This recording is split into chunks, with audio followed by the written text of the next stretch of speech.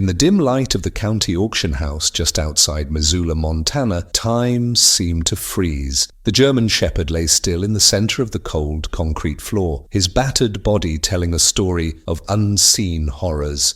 Once a proud military dog, now a John of his former self, he didn't even lift his head as the whispers and sneers floated through the room.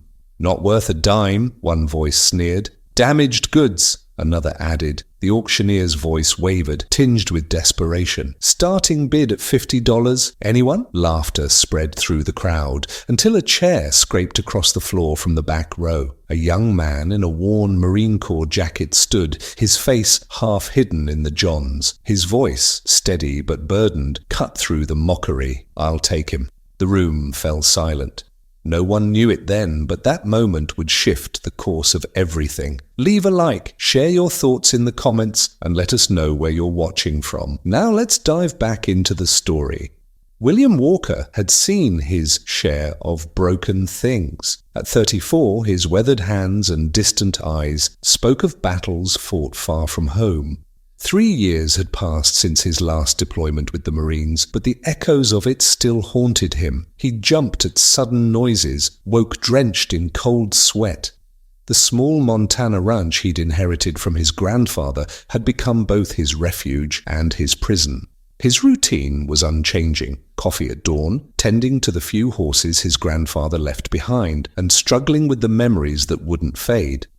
The local VA office called regularly, but their voices only left messages on his answering machine. The medications they prescribed sat untouched in his bathroom cabinet. That morning, William hadn't planned on attending the county auction, but something in the local paper's classified section caught his attention. Former military dog. Aggressive. No training possible. Final auction before euthanasia. 6 lines of text that made his hands tremble with a fury he hadn't felt since Afghanistan. The German Shepherd's history was written in his scars. Military dogs were supposed to be honored, retired with dignity, but this one's ribs jutted out beneath his dull coat, and old wounds spoke of something far darker than honorable service. The harsh fluorescent lights in the auction house illuminated marks that could only have come from systemic abuse, but it was the dog's eyes that hit William hardest. He recognized that vacant stare. It was the same look he saw in his own reflection every morning, the look of someone who had seen too much, been asked to do too much, and finally cracked under the weight of it all. Claire Matthew, the local veterinarian, quietly monitoring the dog's case, stood off to the side. Her attempts to intervene had been stymied by red tape and military bureaucracy she couldn't access. She watched William with a mixture of hope and concern, wondering if this broken soldier could save this broken dog, or if they would only tear each other apart further. The paperwork took no more than 15 minutes. No questions asked, no background check, just $200 and a liability waiver. William signed without a second thought. The simplicity of it made his stomach churn. A military service dog, sold like second-hand furniture. "He's all yours," the auctioneer said, handing him a weathered leather leash. "Though I'd recommend a muzzle, he's unpredictable." William approached the German Shepherd slowly, his boots echoing off the cold concrete floor. The dog remained unmoving, but William noticed the slight tensing of his muscles, the subtle flattening of his ears. He'd seen that look before, in the eyes of soldiers bracing for an attack. "Hey, buddy," he said softly, crouching down about 6 feet away. "I'm William. I'm not going to hurt you." The dog's eyes flickered toward him, a brief spark of awareness in their dull depths. William stayed perfectly still, remembering the training he'd received with military canines. Never approach head-on, never make sudden movements, never show fear. Claire stepped forward. "His records are incomplete," she said softly, "but he's been here 3 weeks. Won't let anyone touch him. Barely eats." William nodded, keeping his gaze fixed on the dog. "What's his name?" "They've been calling him Zero," she replied, her voice heavy with bitterness, "because that's what he's worth to them." "That's not your name anymore," William said to the dog, his voice steady. "We'll find you a better one." What happened next occurred so quickly that neither Claire nor the remaining auction staff could later agree on exactly what transpired. The German Shepherd lunged, teeth bared, a blur of motion aimed directly at William's throat. But instead of recoiling, William remained perfectly still. Their eyes locked, and something passed between them, recognition perhaps, or an unspoken understanding of the pain they'd both endured. The dog's jaws stopped just inches from William's neck, hot breath mingling with the scent of fear and aggression. Then slowly the shepherd pulled back, confusion replacing the rage in his eyes. "Jesus Christ," someone whispered from the back. "He should be put down. He's too dangerous." "No," William said firmly, standing up. "He's coming home with me." Getting the dog into his truck proved to be a different kind of battle. The shepherd refused to move, his body rigid with fear. William didn't push, didn't pull. He simply sat on the concrete floor, speaking softly, about his ranch, about the open spaces, about quiet mornings. An hour passed, then two.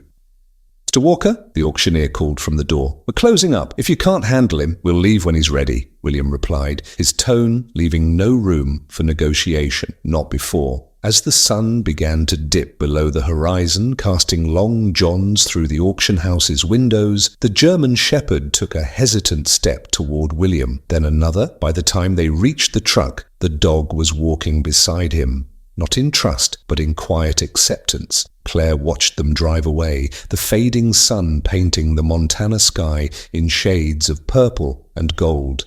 "Good luck," she whispered, though she wasn't sure if she was speaking to the man or the dog. Neither she nor William could have known at that moment that this was more than just a rescue. It was the start of a journey that would uncover long-hidden truths, challenge military protocols, and ultimately reveal that sometimes the deepest healing comes from helping another soul find its way back to the light. The first night at the ranch tested both man and dog. William had prepared the old barn, creating a safe space with fresh straw and water, but the German shepherd refused to step inside. He stood in the darkness, trembling, eyes fixed on the small enclosed area, as if it harbored some unspeakable terror. "All right," William said softly, his voice barely above a whisper. "We'll do this your way." They spent the night under the open sky, William sitting on the porch steps while the dog maintained a careful distance near the fence. Neither of them slept. As dawn broke over the Montana mountains, William noticed that the shepherd hadn't touched the food he'd left out. Dr. Matthew arrived early that morning, her truck kicking up dust as it rumbled down the gravel drive. "How was the first night?" she asked, noting the untouched bowl and the exhaustion in William's eyes. "We're adjusting," William replied, his voice hoarse from hours of quiet, one-sided conversation with a dog that wouldn't come near him. The veterinary examination proved impossible. The moment Claire reached for her bag, the shepherd's demeanor shifted dramatically. His hackles rose, and a low growl rumbled from deep within his chest. When she took a single step forward, he backed up against the fence, bared his teeth, his eyes wide with panic. "This isn't fear-aggression," Claire observed, maintaining a safe distance. "This is trauma. Whatever they did to him, it involved medical equipment."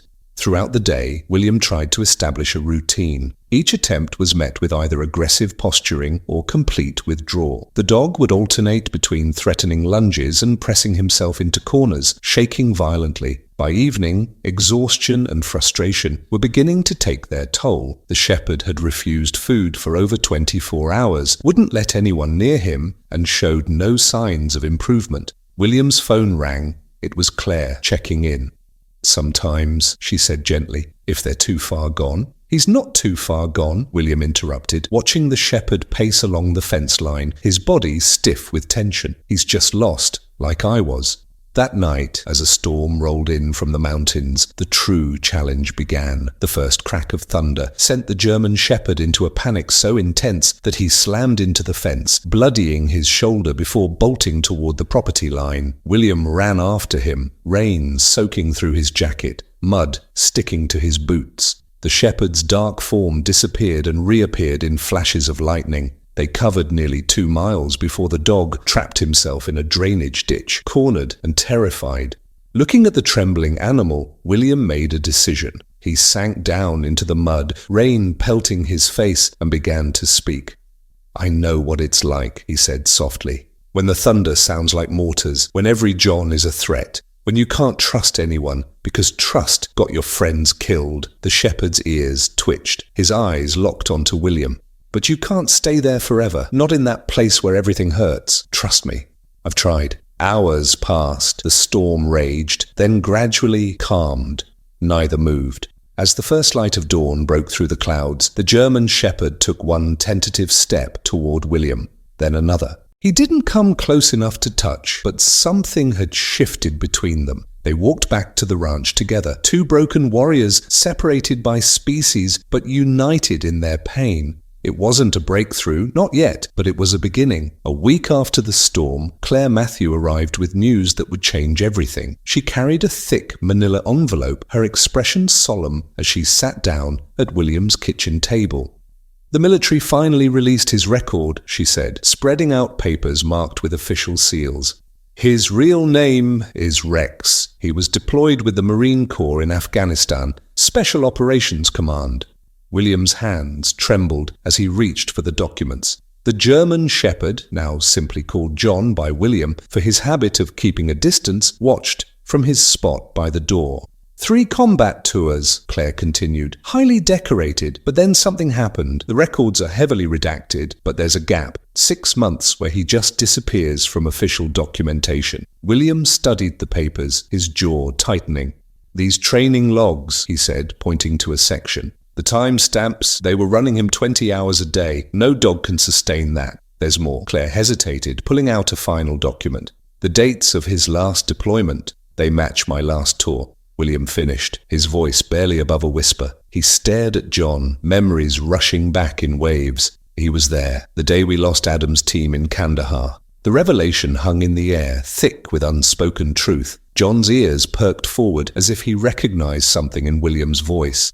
For the first time, he moved closer to the table, voluntarily. "Someone wanted him forgotten," Claire said softly. "Military dogs don't end up in civilian auctions, William. Not like this. Not with their records sealed." William stood abruptly, causing John to retreat to his corner. "Who handled him? Who was his last commander?" Claire shook her head. "Those pages are completely blacked out, but I have a contact at the Pentagon who might be able to help. Unofficially, of course." As they spoke, neither noticed John's growing agitation. It wasn't until the dog began to whine, a high-pitched sound of distress, that they turned to see him pawing at his neck. William approached slowly, speaking in soft, reassuring tones. For the first time, John didn't pull away. Under the thick fur of his neck, William's fingers found something metal, a small tag that had been overlooked, embedded in the skin and grown over. "Call the clinic," William told Claire. "We need to see what that is." That evening, under careful sedation, Claire removed a military identification tag from John's neck. The numbers were worn, nearly erased, but one name remained legible. Handler, Major James Christopher. Williams' face went white. "Christopher, that's impossible." "He was investigated for ethics violations, discharged 3 years ago. You know him?" Claire asked, surprise in her voice. "Everyone knew him," William replied, his voice tight with old anger. "He ran the enhanced training program. There were rumors about his methods, but nothing ever came of it." William glanced at John, still groggy from the sedation, until now. As John began to stir, his eyes found William's. For the first time, there was recognition in them. Fear. Whatever had happened in those missing 6 months, whatever had been done to this dog, it led straight to the highest echelons of the military canine program. "What are you going to do?" Claire asked, her voice gentle. William's response was immediate and resolute. "Find Christopher. Whatever John went through, he deserves justice. They all do." Neither of them could have known then that this decision would set both their lives on a perilous course, or that the truth they sought would shake the very foundation of military canine programs across the nation. The breakthrough came on a quiet Sunday morning, 3 weeks after they had uncovered John's military identification. William had fallen asleep in his porch chair, the weight of sleepless nights and haunting nightmares pulling him under. He woke to the sound of whimpering. John lay in the yard, caught in the grip of his own night terrors. His legs twitched, and soft cries escaped his throat. Without hesitation, William began speaking in the same calm voice he had once used with soldiers on the brink of breaking. "You're safe now. It's just a dream. You're in Montana, on the ranch. The war's over." John's eyes snapped open, but instead of the usual aggressive reaction to being startled, he stayed still, watching William with an intensity that hadn't been there before. For a long moment, neither of them moved. Then, in an unexpected turn, John walked up the porch steps and sat down. Not touching, not fully comfortable, but choosing, for the first time, to be near. Yeah, I get them too, William murmured. The dreams where you're back there, where you can't save them, where everything goes wrong. As he spoke, John's ears twitched, following every word. Gradually, the tension in his posture eased, though his eyes remained vigilant. William continued, offering pieces of his own story. The ambush that claimed his team, the long nights of rehab, the guilt that still lingered in the dark corners of his mind. Dr. Matthew arrived later that morning for her weekly checkup, halting when she saw the scene before her. William reading the morning paper on the porch, and John lying at the bottom of the steps, not touching, not fully trusting, but sharing the same space in quiet harmony. "This is remarkable," she whispered, careful not to disturb the fragile peace. "What changed?" she asked softly. "We recognized each other," William replied, not taking his eyes off the paper. "Sometimes that's all it takes." The rest of the day brought small yet significant changes. John accepted food directly from William's hand, though he still retreated to eat it. When a car backfired in the distance, instead of running, he moved closer to the porch where William sat. Each action spoke of a growing trust, hard-won but undeniably real. That evening, as William prepared John's dinner, he received a call from Claire's Pentagon contact. The conversation was brief, but its impact immediate. John, sensing the shift in William's tension, went on alert. "They found Christopher," William said after hanging up. "He's working for a private military contractor, training dogs for overseas security companies." His hands tightened around the counter. "Still hurting them, still getting away with it." John approached, drawn by the change in William's voice. For the first time, he allowed William to see his vulnerability, the slight tremor in his legs, the way his ears flattened at Christopher's name. "I promise you," William said, kneeling to John's level, "he'll never hurt another dog, whatever it takes. We're going to stop him." John held his gaze. And in that moment, their shared trauma transformed into something else. A mission, a purpose, a chance to prevent others from suffering the same fate. The German shepherd straightened, a flicker of his old military bearing returning. As night fell over the ranch, William made a decision. He opened the front door, leaving it wide. John stood in the yard, watching. "It's your choice," William said softly. "Inside or out. You're not a prisoner here." Minutes passed. Then, with deliberate steps, John climbed the porch and entered the house. He didn't settle, remaining alert near the exit, but he had chosen to come in, to trust, even if just a little. That night, for the first time since arriving at the ranch, both man and dog slept without nightmares. The following week brought an unexpected visitor to the ranch. Sarah Adam, widow of Lieutenant Michael Adam, William's teammate from his last deployment, arrived unannounced one morning. John's reaction was immediate and astonishing. Instead of his usual wariness around strangers, the German shepherd approached Sarah slowly, his tail low but not tucked. She froze on the porch, tears welling in her eyes. "That's him, isn't it?" she whispered. "Mike's last letter mentioned the dog, said it saved 3 of his men before." Her voice cracked. William watched as John carefully pressed his head against Sarah's hand. The gesture was so deliberate, so tender, it took his breath away. Sarah sank to her knees, wrapping her arms around the dog's neck. For the first time since his arrival at the ranch, John accepted human touch without hesitation. "He remembers," William said softly. "Military dogs never forget their people." Over coffee, Sarah shared what she knew. Her husband's last letters had expressed concerns about the dog training program, specifically about Major Christopher's methods. Mike was gathering evidence, she said. He said something wasn't right. Dogs were disappearing after showing signs of behavioral issues. John lay at Sarah's feet as she spoke. His ears perked at every mention of Christopher's name. The tremors returned to his legs. "The day before the ambush," Sarah continued, "Mike sent me this." She pulled out a sealed envelope. "He said if anything happened to him, I should keep it safe. I never opened it." Inside were photographs and handwritten notes, training logs showing impossible hours, documentation of enhanced stress techniques, and most damning of all, records of healthy military dogs being classified as unstable after reporting injuries from training sessions. Christopher wasn't just abusive, William said, scanning the documents. He was systematically breaking dogs that could expose him, then having them eliminated. John stood suddenly and moved to the window. A black SUV had pulled up at the end of the long driveway. Even from a distance, the dog's reaction was unmistakable, pure terror.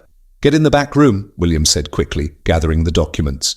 "Call Claire. Tell her to bring the files." Through the window, they watched as two men in civilian clothes approached. John's growl was different now. It wasn't defensive. It was protective. He positioned himself between William and the door, his military training visibly reasserting itself. When the knock came, William opened the door just enough to block the view inside. The men introduced themselves as private security consultants, interested in acquiring retired military dogs for overseas work. "We heard you recently obtained a German shepherd," one of them said smoothly. "We'd be willing to offer substantial compensation." Behind William, John's growl deepened. The sound carried years of pain and fear, but also something new, defiance. "This is private property," William replied calmly, "and he's not for sale." "Mr. Walker," the second man stepped forward, "some dogs are too valuable to retire. Surely you understand." "I understand perfectly," William said coldly. "I also understand that harassing a retired Marine and attempting to illegally acquire a former military asset are federal offenses." He paused, letting the words sink in. "Would you like me to call JAG, or should I contact the local police first?" The men retreated, but their message was clear. This wasn't over.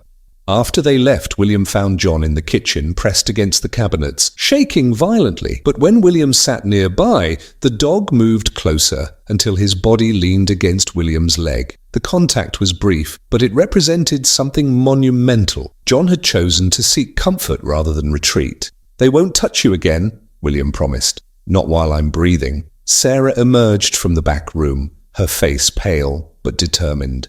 "Mike died trying to expose this," she said. "We have to finish what he started." Looking at John, who now stood alert at his side, William nodded. The German shepherd's eyes were clear and focused, reflecting not just trust, but partnership. They were no longer just survivor and rescuer. Now they were a team. 3 days after the visit from Christopher's men, Claire Matthew arrived before dawn. Her veterinary truck kicked up dust along the ranch road. Her face was pale as she stepped out, clutching a manila envelope. "3 more dogs," she said grimly, laying medical reports on the kitchen table. "All from Christopher's program, all euthanized last week, labeled aggressive, untreatable." John lifted his head from the kitchen floor. Ears pricked at her voice.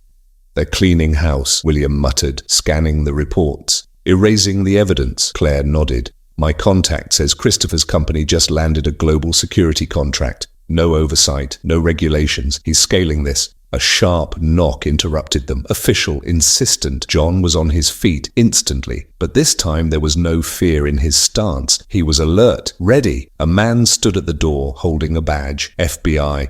Special Agent Marcus Reynolds stepped inside, his tone direct.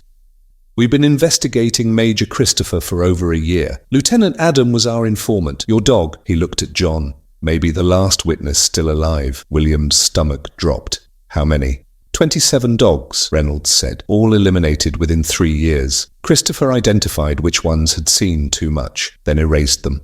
Claire glanced toward the cabinet. "The embedded ID tag, it had a tracker." Reynolds nodded. "That's how they found you, but it also proves post-discharge surveillance. That's a major breach." As they talked, John shifted closer to William, not out of fear, but with the calm of someone preparing for battle. "Christopher's protected," Reynolds warned. "Military brass, private firms, even political allies. They've buried investigations before. If we're going to stop him, we need hard proof." Claire motioned to Sarah Adams' documents. "Is it enough?" Reynolds hesitated. "A start, but not crack." The window exploded behind them. Glass sprayed the living room. A bullet buried itself in the far wall. John moved first, tackling William, forcing him down before the second shot hit. Reynolds drew his weapon. Claire ducked behind the kitchen counter. But it was John who took command. He moved through the house with tactical precision, checking entry points, guarding his team. Every step was deliberate, controlled, no longer just reacting, responding. By the time local deputies arrived, the shooter was gone. But shell casings in the tree line told them what they needed to know. "They're scared," Reynolds said, sliding his weapon back into its holster, "which means we're close." That night, William sat on the porch, John by his side, head high, body tense but steady, watchful. "You saved my life today," William said softly. "Just like you did in Afghanistan." John turned toward him, and in that look, William saw what Christopher had failed to crush, a warrior's spirit. "Tomorrow," William said. "We fight back." John straightened. Not a command, a choice. The transformation began before sunrise. William woke to find John standing at attention beside the bed, calm, eyes sharp.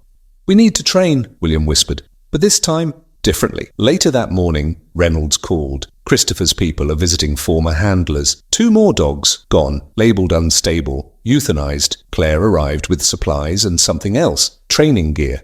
"If he's going to survive," she said, "we need to trust him, and he needs to trust us." Their program wasn't standard military rehab. There were no shouted commands, no shock collars, no forced compliance. Instead, John led the pace. Claire began with gentle medical exams. Where before he would have lashed out, now, with William seated beside him, John trembled but stayed. "He's healing," Claire said softly, fingers brushing over old scars.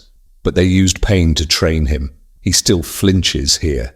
She touched a pressure point near his ribs. John jerked. "Shock collars," William growled. "Bastards!" Each flinch fueled William's resolve. That afternoon, a breakthrough.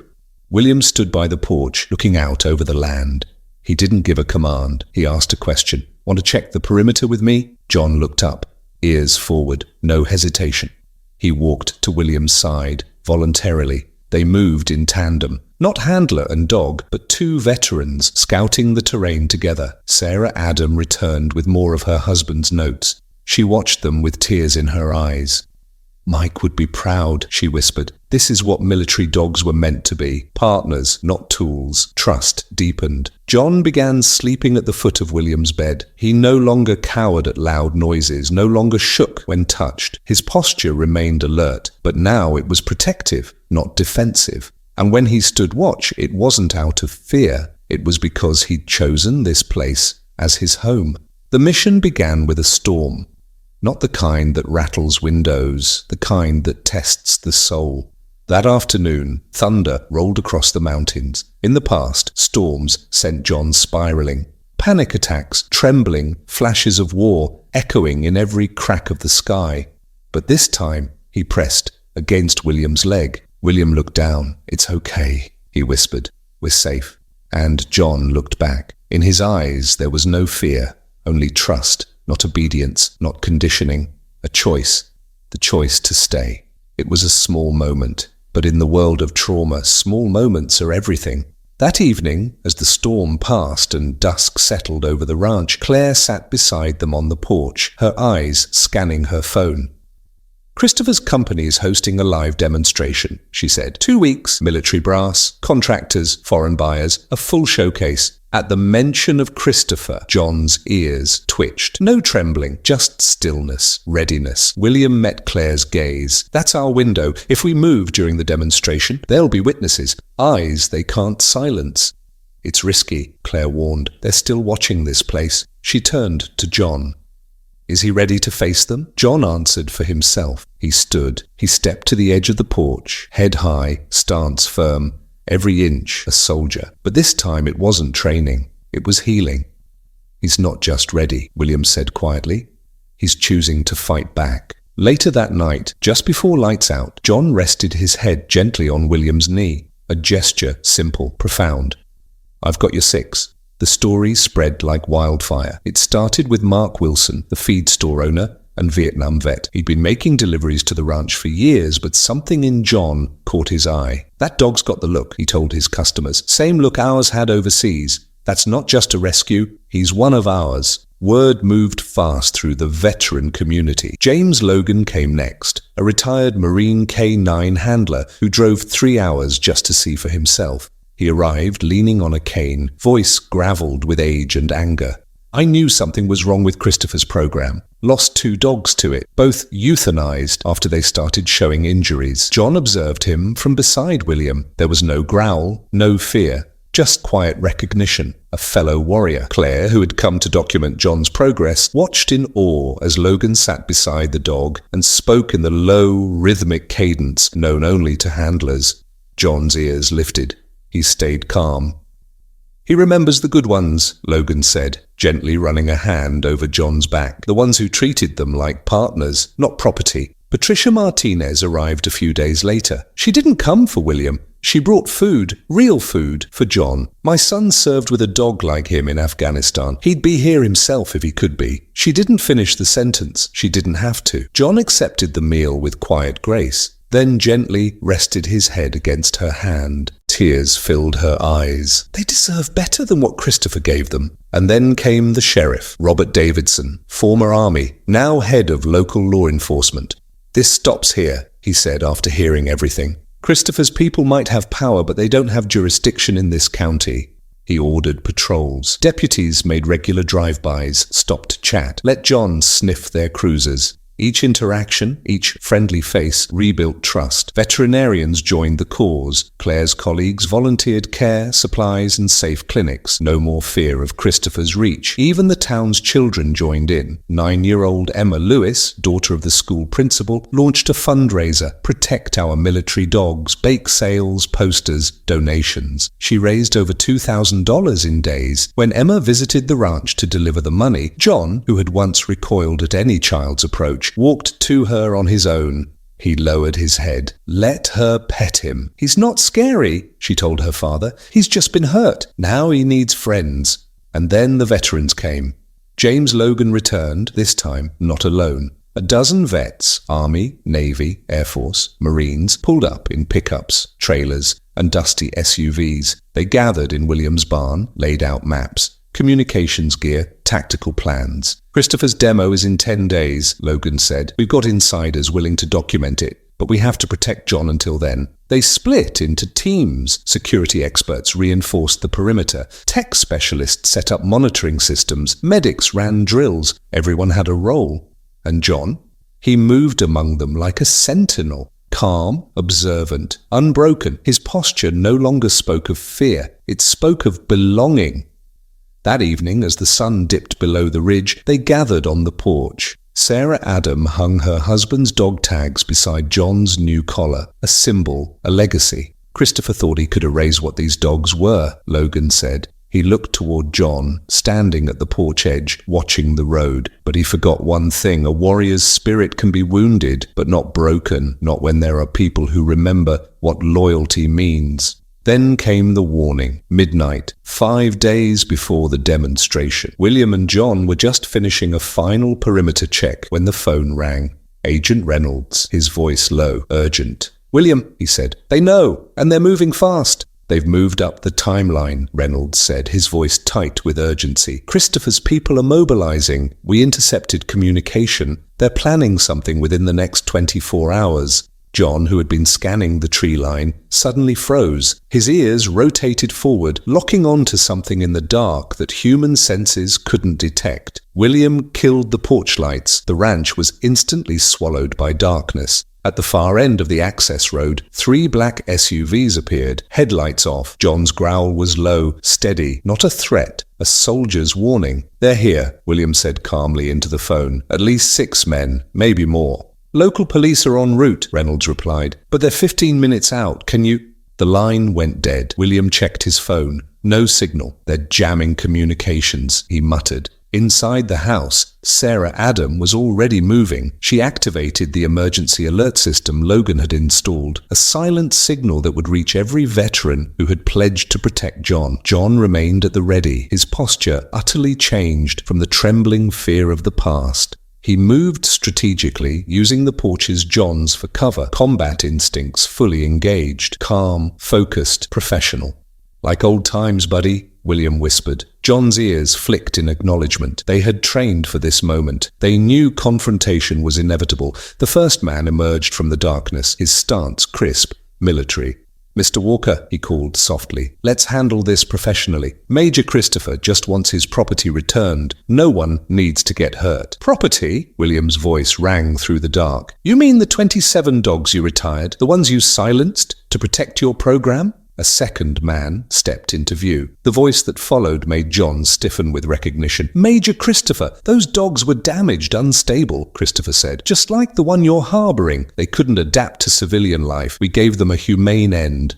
John growled, deep and guttural, but still held his ground. No lunging, no panic, just unwavering discipline. Humane? Sarah Adams stepped onto the porch, her voice trembling with fury. Like the one who saved my husband's unit before you marked him for elimination? Christopher gave a cold laugh. Still fighting your husband's battles, Mrs. Adam? How unfortunate. A fresh set of headlights crested the hill. 3 more SUVs, but these were different. James Logan's voice rang out. Federal agents and local law enforcement are 4 minutes. Out, Christopher. I'd reconsider your position. Christopher didn't hesitate. Take the dog, now! His men surged forward, but John was faster. He moved with clinical precision, not rage. Controlled, deliberate. A soldier in motion. William moved in tandem, their movements synchronized through years of instinct and trust. Man and dog, 1 unit. Around them, veterans Logan had stationed formed a perimeter. Tight, efficient, unyielding. Christopher's men didn't stand a chance.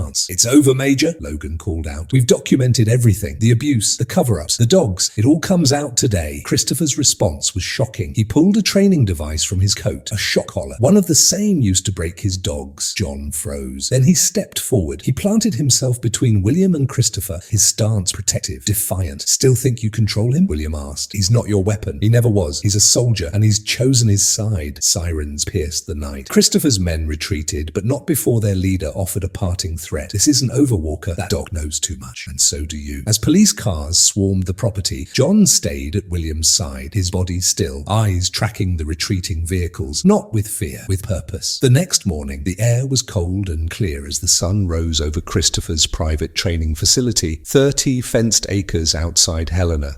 The modern buildings looked out of place against the surrounding Montana wilderness. Military brass, private contractors, foreign buyers, they all gathered, oblivious to what was coming. William and John arrived early, parking behind a maintenance building. Agent Reynolds had secured them access credentials. William posed as a potential buyer. John wore a new tactical vest provided by Logan.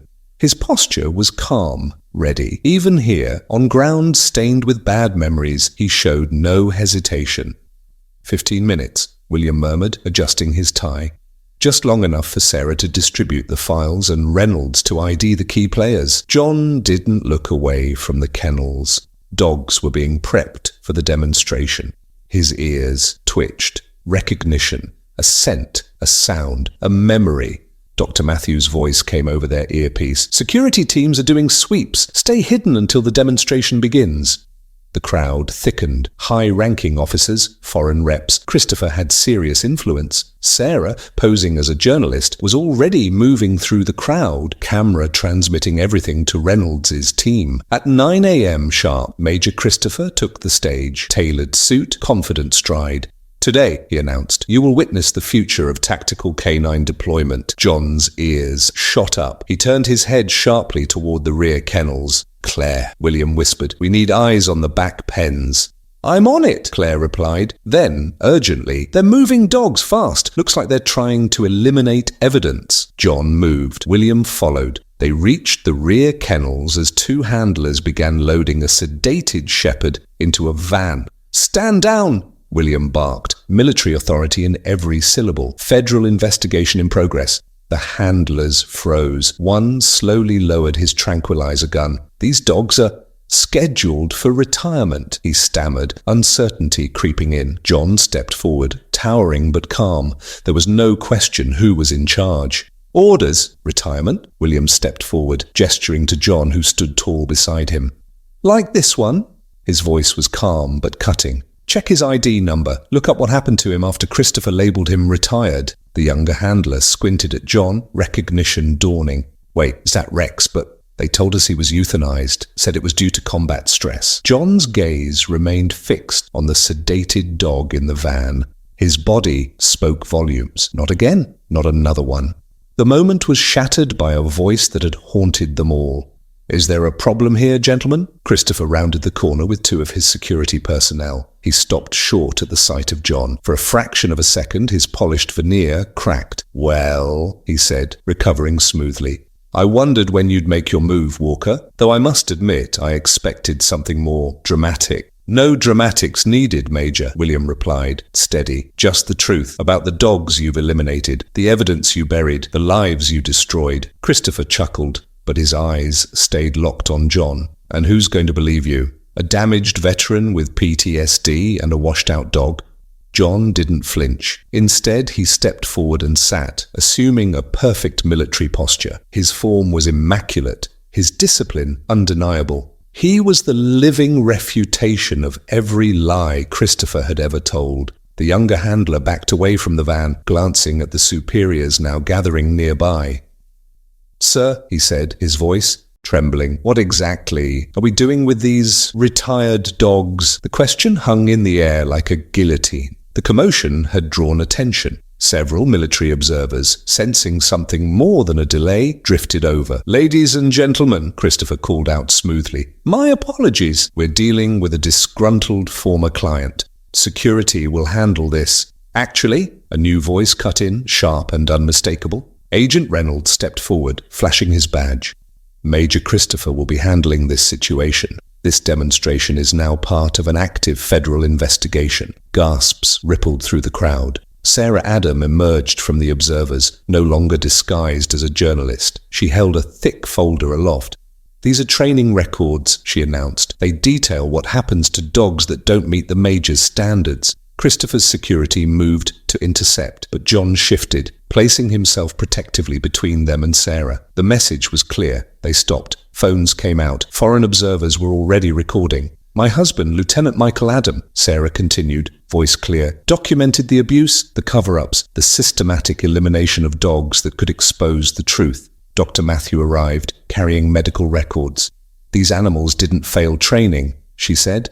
"They were broken. When signs of abuse surfaced, they were labeled unstable and destroyed." The young handler spoke again. "We've been sedating dogs for retirement for months, but they never reached any facility. They just disappeared." Christopher's mask shattered. "These dogs are military assets," he snapped. "Handling them is a matter of national security. You have no right." "Authorized?" James Logan stepped forward, cane in hand. He gestured to the screen behind the stage, now filled with images, graphic documentation of the training methods Christopher had used. Gasps rippled through the crowd. Faces turned away in disgust. John remained seated, resolute, a portrait of dignity reclaimed. He was living proof of all that had been lost and could still be saved. "This animal," William addressed the crowd, "was one of your best. 3 combat tours, multiple commendations. Then he started showing signs of trauma because of Christopher's enhanced training. He was scheduled for euthanasia." William paused, letting the weight of the words settle. "We saved him. And now he's saving others." Christopher made one last, desperate bid to control the narrative. "That dog is unstable. Watch." He pulled a high-frequency training device from his pocket, once used to subdue dogs into obedience. He activated it. John's ears flicked back, but he didn't cower. Instead, he looked to William, awaiting guidance. "That's the difference, Major," William said. "He's not responding to fear. He's choosing to stand his ground." Military police arrived on the scene, summoned by senior officers. As they approached, Christopher panicked. He reached for a concealed weapon. "These dogs are mine," he shouted. "My program, my reputation." But John was faster. Years of training and newfound purpose converged in a swift, calculated move. He surged forward, disarmed Christopher with surgical precision, and held his ground, without bloodshed, without hesitation. As Christopher was handcuffed and led away, the sedated dogs were examined by Dr. Matthew's team. They would have a chance now, a second chance. A senior general approached William and John. "We had no idea," he said solemnly. "The reports we received didn't reflect this." He looked at John. "This ends today. All of it." Sarah Adam clutched her husband's file, her eyes misted with tears. She looked at John. "Mike would be proud," she whispered. "You finished what he started." Just then, a sharp cry rang out. One of the sedated dogs had awakened, confused, panicked, and bolted toward the facility's perimeter fence. Beyond it, the highway loomed. Without hesitation, John looked to William. No words were needed. William nodded. John moved. Years of tactical experience propelled him forward. He intercepted the frightened dog before it reached the fence, but he didn't use force. Instead, he blocked the path calmly, his posture relaxed, yet commanding. A veteran, a protector, a survivor, helping another find the way back. From the sidelines, Dr. Matthew spoke softly. He's using his own experience. He knows exactly what that dog is feeling. And this time, He wouldn't let him fall. Int. Veterinary clinic. Night into morning. Fade in. The young German shepherd snarls weakly, sedation and trauma fueling his panic. John stands calm, grounded not by fear, but by experience. William, VO. Watch carefully. This is what respect, not force, can do. John lowers himself, exposing vulnerability, holding eye contact. The younger dog hesitates, then steps forward. A tentative connection is formed. Logan, softly to the group. That's what we used to call battle buddies. Soldiers helping soldiers. Observers weep, phones record. History shifts in real time. John guides the young dog to safety. Another life saved. EXT Kennel Facility. Later, General to William and John. We owe you both a debt and our apologies. The applause is quiet but profound. Sarah captures the image. John at William's side, a symbol of truth prevailing over cruelty. EXT, kennel compound, night, a last transport. A saboteur slips through, flames erupt, chaos. Hathew, 2 dogs are still inside. Without hesitation, John bolts. William calls after him, but John's already disappeared into the fire. In T, burning kennel, night. John maneuvers through smoke, finds the sedated dogs. A beam collapses, he pushes them out, but he's trapped. XT kennel. Moments later, the building creaks, then crash. John bursts through a weakened wall, collapsing just beyond the wreckage. William runs to him. Int. Emergency vet clinic. Night.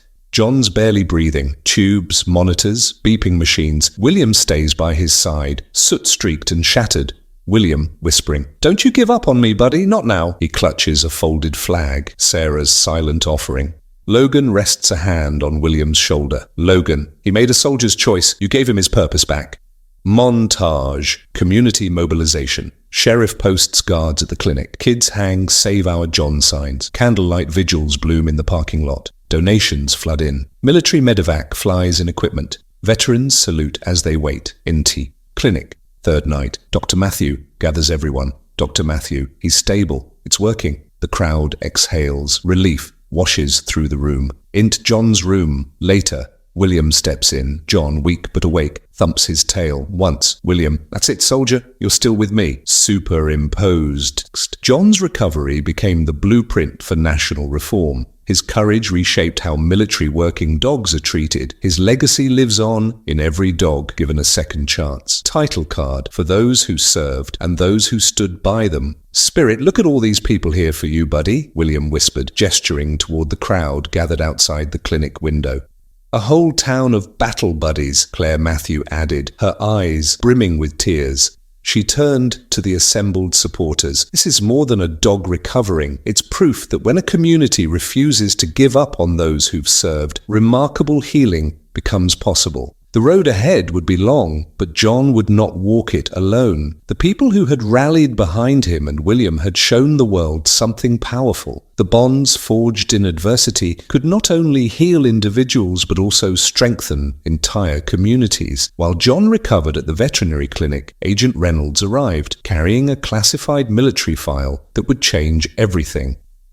This document was sealed as part of the investigation into Christopher's program, Reynolds said, spreading the contents across a table. It details John's last combat mission and reveals why Christopher was so determined to silence him. The mission took place in Kandahar province during William's final deployment. John had been assigned to Lieutenant Adams' unit for a critical reconnaissance operation. According to the report, John had detected signs of an ambush long before it occurred, but his handler, under direct orders from Christopher, had ignored the warning. Christopher was pushing his enhanced training methods, Reynolds explained. He wanted to prove his aggressive conditioning outperformed traditional techniques. He ordered the handler to force John forward, even though the dog was clearly in distress. But John broke free. Disobeying direct orders, he ran to warn Adams' unit, saving numerous lives. His instincts had overridden the brutal conditioning. His disobedience had been heroic. John's actions undermined Christopher's entire training philosophy, Reynolds continued. He proved that instinct and proper care were more reliable than forced compliance. That's why Christopher targeted him. Dr. Matthew, reviewing John's original medical records, added grimly, his injuries weren't just from the ambush. Some were inflicted afterward during what Christopher called corrective training. Nearby, John lay watching William, his eyes deep with understanding. In that gaze was the weight of sacrifice, the echo of duty shared between them.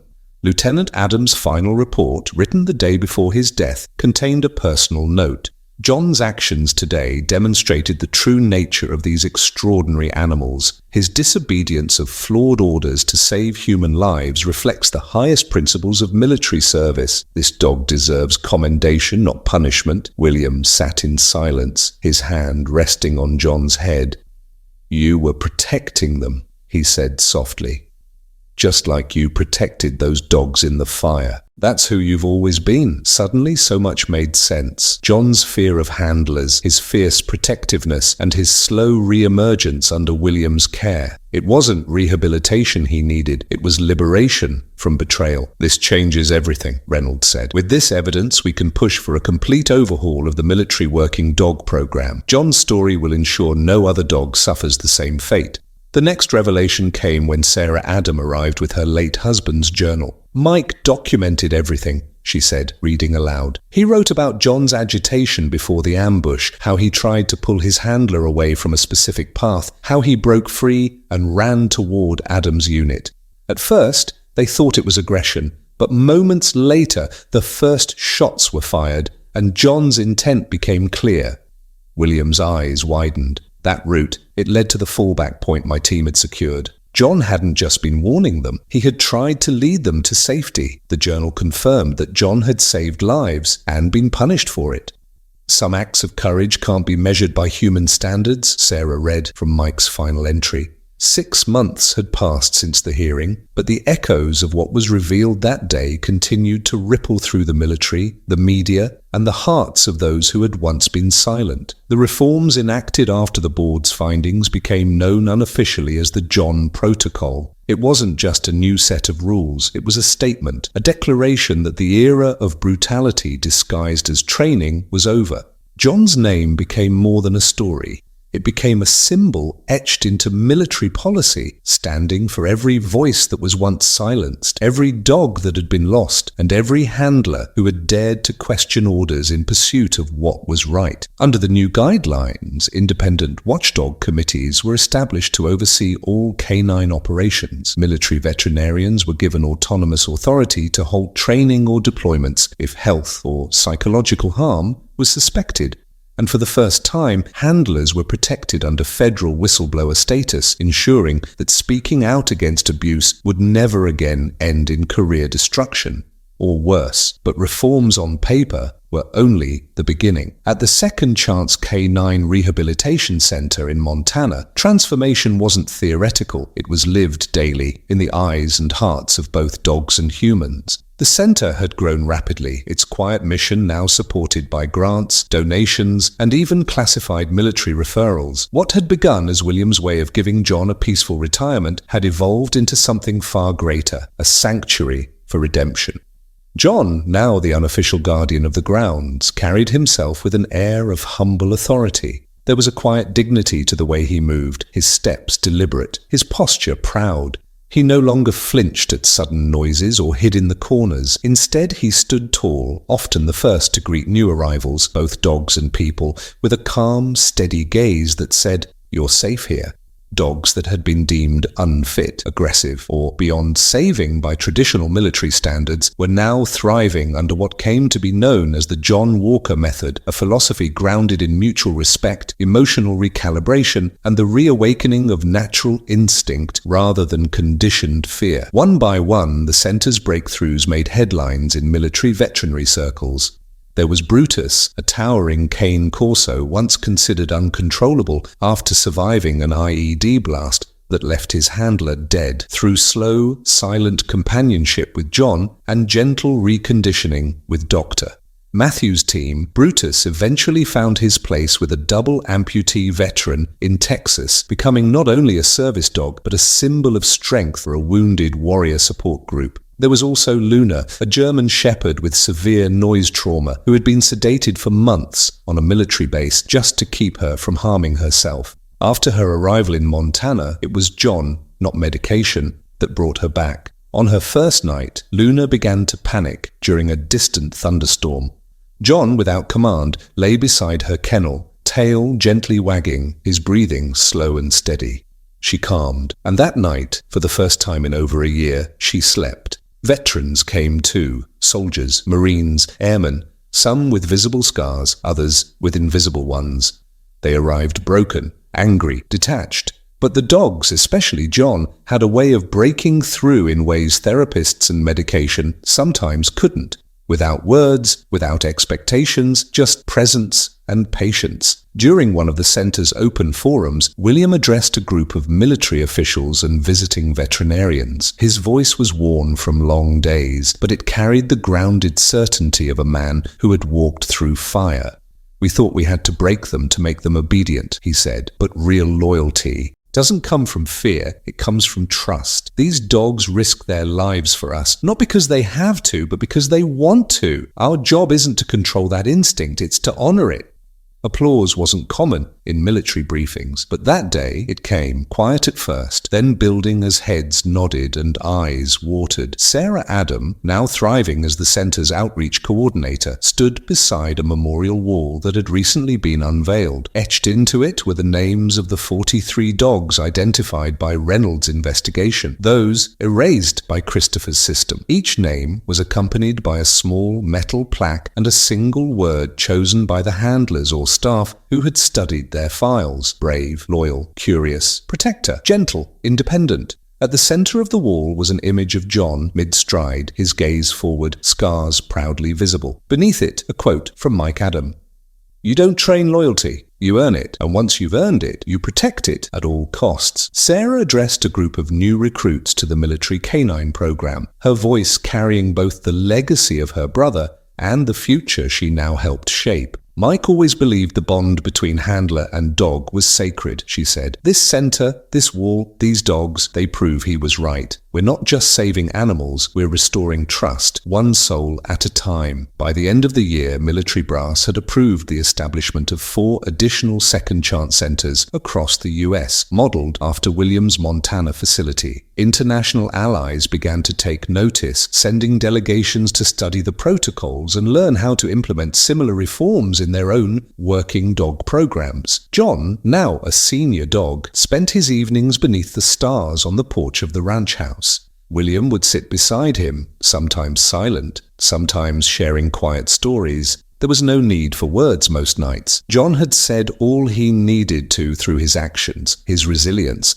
and his unwavering example of what it meant to be loyal, not to power, but to principle. And as another batch of new arrivals entered the center gates, tails low, eyes wary, John rose to greet them, not with dominance, but with reassurance. His walk was slower now, but his presence no less powerful. He was no longer just a survivor, he was a teacher, a legend, a reminder that the truest loyalty isn't blind obedience. It's the courage to do what's right, even if it means standing alone. If you found Jenny and Goldie's story inspiring, we'd love for you to join us in spreading the message of kindness and compassion. Don't forget to subscribe for more incredible tales of resilience and hope. And if you're ready for another heartwarming journey, click on the next video. It's one you won't want to miss.